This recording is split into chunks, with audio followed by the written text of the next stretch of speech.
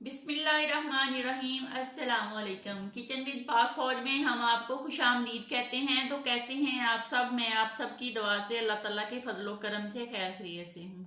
तो आज हम बना रहे हैं आलू मटरों का शोरबा। तो उसको बनाने से पहले वही छोटी सी रिक्वेस्ट, प्लीज़ मेरे चैनल को सब्सक्राइब कर दें और रेसिपी को पूरा देखा करें और कमेंट्स करके बताया करें कि कैसी बनी है और दोस्तों के साथ शेयर किया करें। तो आलू मटर का शोरबा बनाने के लिए हमें जिन जिन चीज़ों की ज़रूरत है तो वो आप देख लें। ये प्याज है, एक बड़ी साइज की प्याज है जिसको मैंने चॉप काट लिया है। आधा किलो मेरे पास आलू हैं, आधा किलो मैंने मटर निकाल के यानी कि आधा किलो दाने हैं इसके, और 2 बड़ी साइज की टमाटर हैं।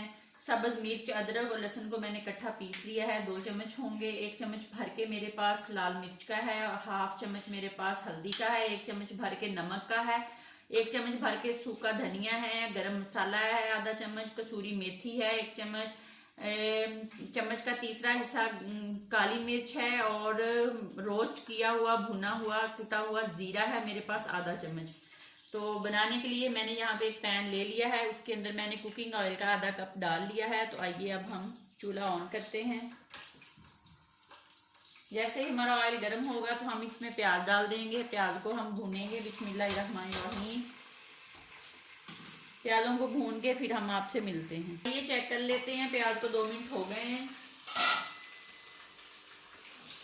अब हम इसके अंदर डाल देते हैं 2 अदद जो टमाटर काट के रखे हुए हैं। बिस्मिल्लाहिर्रहमानिर्रहीम। इसको काट के हम इसको तब तक पकाएंगे, ढक के पका लें, वैसे फ्राई कर लें जब तक हमारा टमाटर जो गल ना जाए, मैश ना हो जाए अच्छी तरह।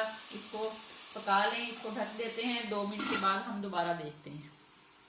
2 मिनट हो गए हैं, आइए अब देख लेते हैं। बिस्मिल्लाहिर्रहमानिर्रहीम। ये देखें टमाटर हमारा अच्छे से मैश हो गया है, गल गया है।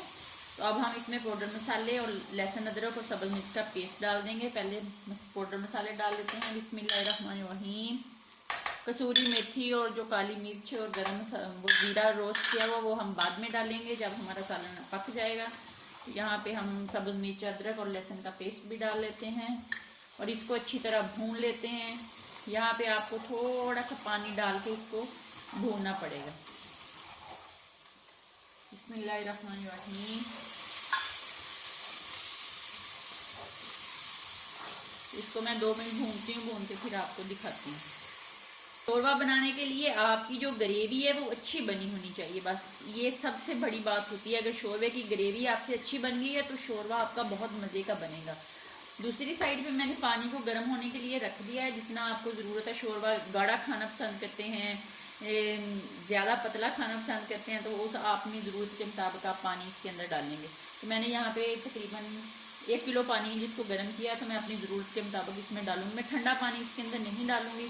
गर्म पानी डालने से शोरबे का एक अपना मज़ा होता है और अपना टेस्ट है। तो कोशिश किया करें जब भी शोरबा बनाएं, बेशक वो गोश्त का है या चिकन का है, तो कोशिश किया करें उसमें जो पानी है ना उसको एक बॉयल दे के फिर डाला जाए, ठीक है। तो ग्रेवी यहाँ पे मैं बना लूँ, फिर मैं आपको दिखा। ग्रेवी हमारी माशाल्लाह बन गई है। ये देख लें प्याज और टमाटर जो है वो बिल्कुल गल गया है, मैश हो गया है। तो कोशिश किया करें जब शोरबा बनाएं तो डोई का इस्तेमाल करें। डोई जो है ये प्याज़ों और जो टमाटर है उसको अच्छे से गला देती है, मैश कर देती है। तो कोशिश किया करें कि डोई के साथ शोरबा बनाया करें। तो अब मैं इसमें मटर और आलू बिस्मिल्लाहिर्रहमानिर्रहीम वो डाल देती हूँ। बस अब हमने इसको भूनना है, 5 से 7 मिनट भून के फिर मैं आपको दिखाती हूँ। दरमियानी आंच पे आप इसको भूनेंगे, भून के फिर मैं आपको इसको दिखाती हूँ कि ये बनाई होने के बाद इसकी जो सूरत है, जो शक्ल है वो कैसी हो गई है, ठीक है। ये देख लें मैंने इसकी 5 से 7 मिनट तक बनाई कर ली है। तो ये देख लें आलूओं के साथ ग्रेवी जो है वो जुड़ गई है। तो जितनी आप इसकी बनाई करोगे सालन उतना ही मज़ेदार बनेगा। उतनी देर इसको भूनेंगे जब तक हमारे आलू जो है ना वो यानी कि थोड़े से गल जाएं, थोड़ी सी कसर उसमें रह जाए। वो हमारा जो पानी है वो वैसे ही गर्म होगा, 2-3 बॉयल आएंगे तो हमारा शोरबा ऑलरेडी रेडी हो जाएगा, ठीक है। तो अब यहाँ पे आपने क्या करना है कि पानी को एक साथ नहीं डालना और पानी को थोड़ा थोड़ा लेके इस सालन के अंदर डालोगे और फिर इसको हिलाओगे, फिर इसके अंदर पानी डालोगे। तो ये भी एक यानी कि एक नया तरीका है, आप इस तरह करके देखें। आपकी ग्रेवी जो है, सालन का शोरबा जो है वो बहुत गाढ़ा बनेगा और बहुत मज़े का बनेगा। तो पानी को डायरेक्ट नहीं डालें, थोड़ा थोड़ा करके डालें, जितना आपने ज़रूरत के मुताबिक डालना है उतना डालते जाएं और इसको हिलाते जाएं। तो ये इतना मज़े का शोरबा बनेगा। आप एक दफ़ा मेरे कहने पे इस तरह बना के देखें तो फिर आप वाकई दुआओं में याद रखेंगे और कहेंगे कि वाकई हमें किसी ने कहा था कि ऐसे शोरबा बना के देख। तो ये देखें, मैंने अभी इसमें 2 डोंगे पानी के डाले हैं, तो इसकी शक्ल देखें, ये देखें कितना मज़े का ये इसका जो माशाल्लाह खुशबू भी बहुत मज़े की आ रही है, बहुत मज़े का बन रहा है। तो इसमें मैं ऐसे थोड़ा थोड़ा पानी डाल के फिर आपको दिखाती। तो ये देख लें, मैंने पानी जो है गर्म किया हुआ था वो अपनी ज़रूरत के मुताबिक डाल दिया है। आप जितना डालना चाहें डाल सकते हैं, कम ज़्यादा कर सकते हैं अपनी ज़रूरत के मुताबिक। तो मैंने यहाँ पे किलो से देने के थोड़ा सा कम डाला है। इसको मैं आप पका लूँगी, पका के फिर मैं आपको दिखाऊंगी कि अब ये मैंने कैसा रखना है और किस शक्ल में मैंने इसको उतारना है। और फिर इसके अंदर हम गरम मसाला और कसूरी मेथी डालेंगे। तो ठीक है, इसको पकने देते हैं, 5 से 7 मिनट के बाद फिर मिलते हैं।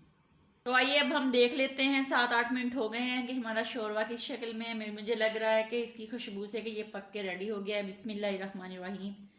तो ये देख लें, ऑयल इसने छोड़ दिया है, तो ये बिल्कुल पक के रेडी हो गया है। यहाँ पे हम अपना जो मसाले वगैरह वो डालेंगे, पहले हम इसको चेक कर लेते हैं। बिस्मिल्लाहिर्रहमानिर्रहीम। तो बहुत मज़े का और इस तरह का शोरबा हम लोग खाते हैं, तो आप ज़रूर बनाइएगा और बताइएगा। यहाँ पे मैंने काली मिर्च और भुना कुटा हुआ ज़ीरा वो डाल देना है और कसूरी मेथी डाल देनी है।